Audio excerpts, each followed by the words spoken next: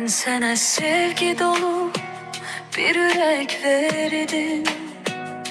Ellerinde titreyen küçük bir sır kimiyem. Sakla beni, korkma, incimerem senden.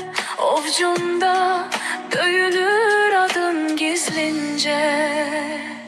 O yüreği gereksiz bilmez sevgilim.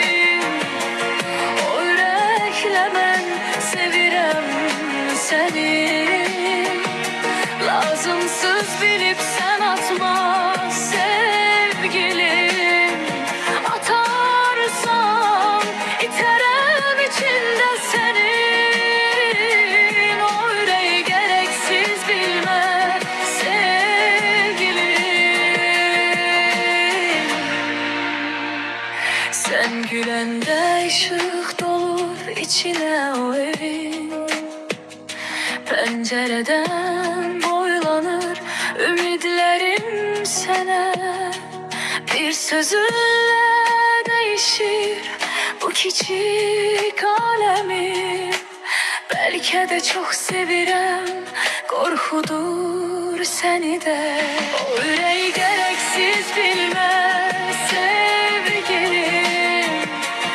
O yürekle ben sevirem seni. Lazımsız bilip sen atma sevgilim. Atarsan iterim içinde seni.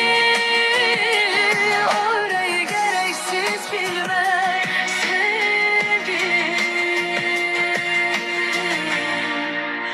Eğer bir gün yorulup susarsam, yine de dönecek içimde adım. Tut elini sinene, duyabilirsen seni çağıran o tanış kıpkırmızı yanım.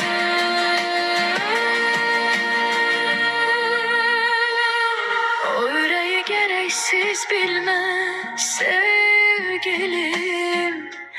O yürekle ben sevirem seni. Lazımsız bilip sen atma sevgilim. Atarsan